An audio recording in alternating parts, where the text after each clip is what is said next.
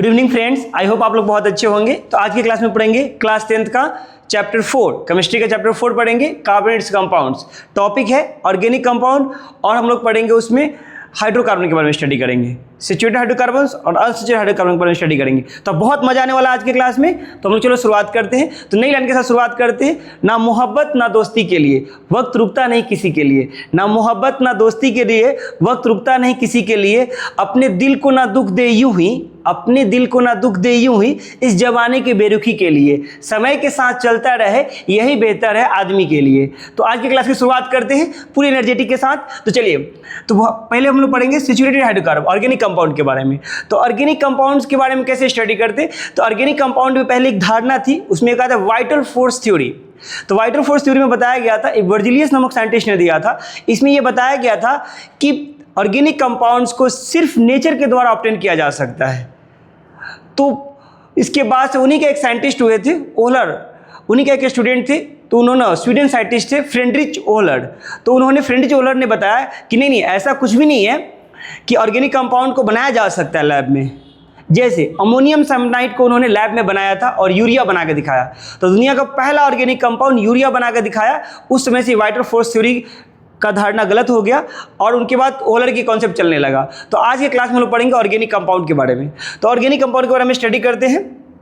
तो organic compound जो हमारा है उसमें पढ़ेंगे कंपाउंड्स जो मेनली होते हैं ना, वो कार्बन, नाइट्रोजन और ऑक्सीजन और हाइड्रोजन से बॉन्डेड होते हैं।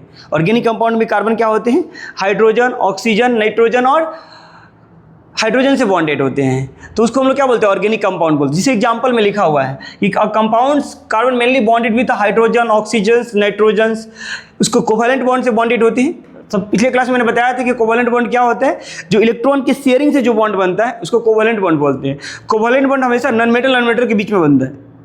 तो ये ऑर्गेनिक कंपाउंड का मैंने एग्जाम्पल लिख लिया है, ठीक है। मीथेन, एथेन, प्रोपेन, है ना, इथाइल अल्कोहल और भी एसिटिक एसिड। तो ये ऑर्गेनिक कंपाउंड्स के एग्जांपल्स हैं। फिर हम लोग बात करेंगे क्या, हाइड्रोकार्बन के बारे में। तो हाइड्रोकार्बन के बारे में बताया गया था कि जो कंपाउंड्स हाइड्रोजन और कार्बन से मिलकर बने होते हैं, जो कंपाउंड हाइड्रोजन और कार्बन से मिलकर बने होते हैं उसको हम लोग क्या बोलते हैं, हाइड्रोकार्बन बोलते हैं। जैसे मीथेन, एथेन, प्रोपेन, ब्यूटेन, ये सब जो होते हैं ये सब हाइड्रोकार्बन होते हैं। तभी ये क्लास में हम लोग दो चीज़ सीखे, एक वाइटल फोर्स थ्योरी का कॉन्सेप्ट को सीखे, उसके बाद हम लोग सीखे ओहलर ने क्या कॉन्सेप्ट दिया था। यूरिया एक पहला ऑर्गेनिक कंपाउंड से जिसको बनाया गया था। तो अब हम लोग बात करेंगे हाइड्रोकार्बन के कितने प्रकार के होते हैं। तो हाइड्रोकार्बन दो प्रकार के होते हैं।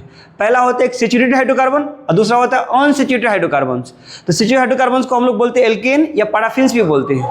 तो सैचुरेटेड हाइड्रोकार्बन में हम लोग स्टडी करेंगे, सैचुरेटेड हाइड्रोकार्बन में हम लोग स्टडी करेंगे कि इसमें सिंगल बॉन्ड्स होता है, ठीक है, और इसको एल्केन्स बोलते हैं। इसमें सिंगल बॉन्ड से बॉन्डेड होता है एटम्स और उसको एल्केन बोलते हैं। सैचुरेटेड हाइड्रोकार्बन में बताया गया है कि देखिए, hydrogen carbon in which all the atoms are bonded with together covalent bond के through it's called saturated hydrocarbon. कि हाइड्रोकार्बन जो होता है वो सिंगल बॉन्ड से बॉन्डेड होता है, इसको हम लोग क्या बोलते हैं, हाइड्रोकार्बन बोलते हैं, ठीक है। हाइड्रोकार्बन जो होता है, कार्बन एटम जो बॉन्डेड होता है विद कोवैलेंट बॉन्ड से बॉन्डेड होता है, ठीक है, इट्स कॉल्ड सैचुरेटेड हाइड्रोकार्बन, ठीक है। अब सैचुरेटेड हाइड्रोकार्बन में इसको पैराफिन्स भी बोलते हैं और एल्केन्स भी बोलते हैं। अब इसको एग्जांपल के इसका जनरल फार्मूला जो होता है एल्केन का, वो होता है CnH2n+2 होता है। इसका जनरल फार्मूला क्या होता है, CnH2n+2 होता है। इसको हम लोग, ठीक है, तो n कार्बन को अल्क बोलते हैं, एक कार्बन के लिए मेथ यूज करते हैं, दो कार्बन के लिए एथ यूज करते हैं, तीन कार्बन के लिए प्रोप और चार कार्बन के लिए ब्यूट और पांच कार्बन के लिए पेंट, छह कार्बन के लिए हेक्स, सात कार्बन के लिए ऑक्ट, आठ के लिए ऑक्ट, 9 के लिए नॉन और 10 के लिए 10 डेक। अब इसका यूज कैसे करेंगे, तो इसका यूज के लिए हम लोग क्या करते हैं, इसका यूज कैसे करते हैं, तो जैसे देखिए अभी ये अनसैचुरेटेड हाइड्रोकार्बन के बारे में बाद में पढ़ेंगे। तो इसलिए मैं कंपेयर करने के लिए लिख दिया था। कंपेयर करने के लिए कैसे लिख दिया था, देखिए पहले कार्बन के लिए, तो पहला कार्बन के लिए हम लोग बाद में स्टडी करेंगे, ठीक है। तो पहला कार्बन को हम लोग बाद में स्टडी करेंगे, तो पहला कार्बन को हम लोग बाद में स्टडी करेंगे, पहला कार्बन के बारे में हम लोग बाद में स्टडी करेंगे। देखिए, तो देखिए दुगना से जब दो ज़्यादा होता है तो उसमें ए नहीं लगता है, दुगना से जब दो ज़्यादा होगा तो ए नहीं लगेगा, और दुगना के बराबर होगा तो उसमें लगेगा ई एन ई, और दुगना से दो कम होगा तो उसमें लगेगा वाई एन ई, ठीक है। तो जैसे यहाँ पे दुगना से क्या है, दो ज़्यादा है, तो इसमें लगाएंगे हम ए एन ई। एथ क्या मतलब क्या होता है, 2 कार्बन की संख्या को एथ रखा रहता है, ठीक है। और फिर यहाँ पे दुगना से 2 ज़्यादा है तो इथीन लिखेंगे, क्या लिखेंगे, इथीन, हाइड्रोजन की संख्या देखेंगे। और दुगना से 2 कम है तो वाई नहीं लगाएंगे। ऐसे ही देखिए यहाँ पे अगर 4 कार्बन है तो ब्यूट लगाएंगे, और दुगना से 2 ज़्यादा है तो यहाँ पे ए नहीं लगा देंगे तो ब्यूटेन हो जाएगा। यहाँ पे दुगना से 2 बराबर तो ई नहीं लगाएंगे तो ब्यूटीन हो जाएगा। यहाँ पे क्या हो जाएगा, ब्यूटाइन हो जाएगा, ठीक है। अब हम लोग बात करेंगे यहाँ पे दुगना से 2 ज़्यादा है तो यहाँ पे लगाएंगे ए नी, दुगना के बराबर है तो यहाँ पे लगाएंगे ई एन ई, और दुगना से क्या है 2 कम है यहाँ पे लगाएंगे वाई एन ई। क्लियर है, यहाँ तक सबको समझ में आ रहा है? ऐसे ही, ठीक है। तो हम लोग अभी स्टडी कर लिए कि भाई एल्केन क्या होता है। तो एल्केन की पहचान से दुगना से 2 ज़्यादा होना चाहिए, हाइड्रोजन की संख्या क्या होनी चाहिए, दुगना से 2 ज़्यादा होना चाहिए। नाम कैसे करेंगे, जैसे मान लीजिए नेक्स्ट नेम होगा C6H14 होगा, ठीक है। तो इसको लिखेंगे हेक्स, क्या लिखेंगे, हेक्स, और दुगना से 2 ज़्यादा है तो ए नहीं लगा देंगे, हेक्सेन, ठीक है। इसको उल्टा भी पढ़ सकते हैं, जैसे अगर कहीं पे खाली हेक्सेन लिखा हुआ रहेगा, मान लीजिए कहीं पे हेप्टेन लिखा हुआ रहेगा तो हेप्टेन लिखा हुआ रहेगा तो यहाँ पे लिखेंगे 7 C7, और दुगना से 2 ज़्यादा तो क्या हो जाएगा, ठीक है। क्लियर है। अगर यहाँ पे लिखा रहेगा ऑक्टेन तो ऑक्टेन कैसे बनाएंगे, ऑक्ट का मतलब होता है C8, और ए नहीं लगा है तो दुगना से 2 ज़्यादा, ठीक है। तो ऐसे करके हम लोग एल्केन ग्रुप पढ़ लिए, मीथेन, एथेन, प्रोपेन, ब्यूटेन, है ना। एक कार्बन की बात कर लेते हैं। तो जब एक कार्बन की हम लोग बात करेंगे तो देखिए, जब मीथेन की बात करेंगे तो मेथ का मतलब क्या होता है, मेथ का मतलब होता है 1 कार्बन, मेथ का मतलब होता है 1 कार्बन। तो 1 कार्बन और दुगना से 2 ज़्यादा होगा, 1 का दुगना 2 से ज़्यादा 4 हो जाएगा, तो मीथेन का फॉर्मूला हो जाएगा, ठीक है। अब इसके स्ट्रक्चर के बारे में थोड़ा स्टडी कर लेते हैं। अगर हमसे कोई पूछेगा कि आप इथेन का स्ट्रक्चर ड्रॉ करो, अगर हमसे कोई पूछेगा कि आप इथेन का स्ट्रक्चर ड्रॉ करो,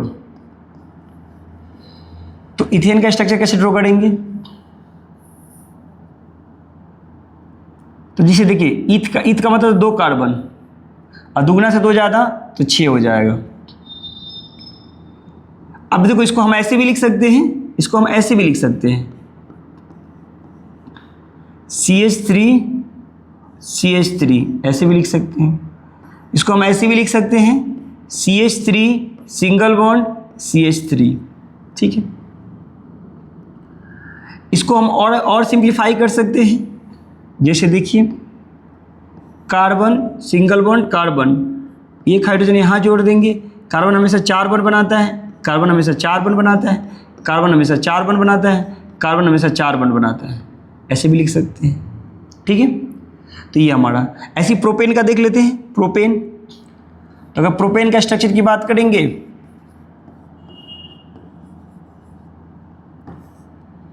तो C3 दुगना से 2 ज़्यादा होगा तो 8 हो जाएगा, ठीक है। तो इसको ऐसे लिख सकते हैं CH3, तो इसको अगर नॉर्मल स्ट्रक्चर लिखना होगा, तो इसको नॉर्मल स्ट्रक्चर में हम लोग ऐसे लिख सकते हैं, इसको 1 कार्बन 2 कार्बन 3 कार्बन, ठीक है।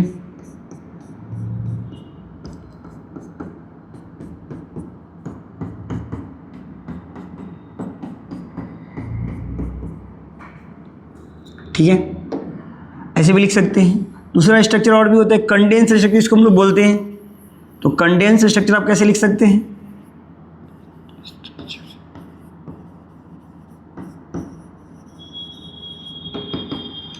आप इसको, एक कार्बन में कितना हाइड्रोजन है, 3 हाइड्रोजन है, 2 हाइड्रोजन है यहाँ पे, और यहाँ पे कितना हाइड्रोजन है, 3 हाइड्रोजन है, ऐसे लिख सकते हैं। इसको आप ऐसे भी लिखा रहता है कहीं कहीं, ठीक है। तो आप प्रोपेन को ऐसे भी लिख सकते हो, ये ऐसे भी लिख सकते हो। ये हमारा मोलिकुलर फार्मूला हो गया, क्या हो गया, ये हमारा मोलिकुलर फार्मूला हो गया।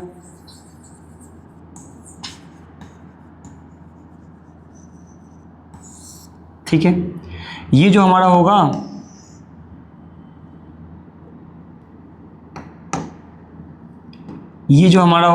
है ना, ये नॉर्मल स्ट्रक्चर हो गया हमारा, ये कंडेंस स्ट्रक्चर हो गया। ठीक है, और तीसरा जो हमारा फॉर्मूला होगा, एक बॉन्ड लाइन स्ट्रक्चर होता है। एक क्या होता है? बॉन्ड लाइन स्ट्रक्चर होता है। तो बॉन्ड लाइन स्ट्रक्चर कैसा होता है?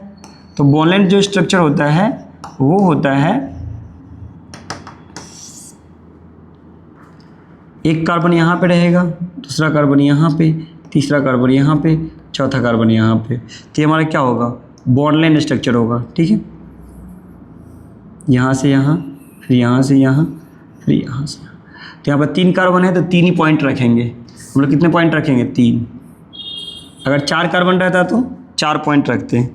अगर 4 कार्बन रहता तो 1 पॉइंट यहाँ पे, दूसरा पॉइंट यहाँ पे, तीसरा पॉइंट यहाँ पे, चौथा पॉइंट यहाँ पे। 4 कार्बन रहता है अगर, है ना।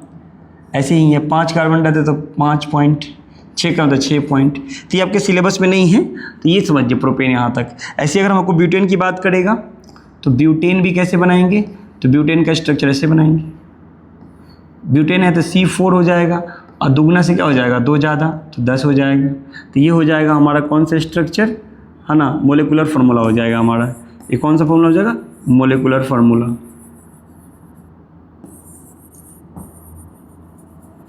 तो ये हमारा मोलिकुलर फार्मूला हो जाएगा। ठीक है, C4 और H10। ठीक है, दूसरा अगर हम बात करेंगे नॉर्मल स्ट्रक्चर के बारे में, तो नॉर्मल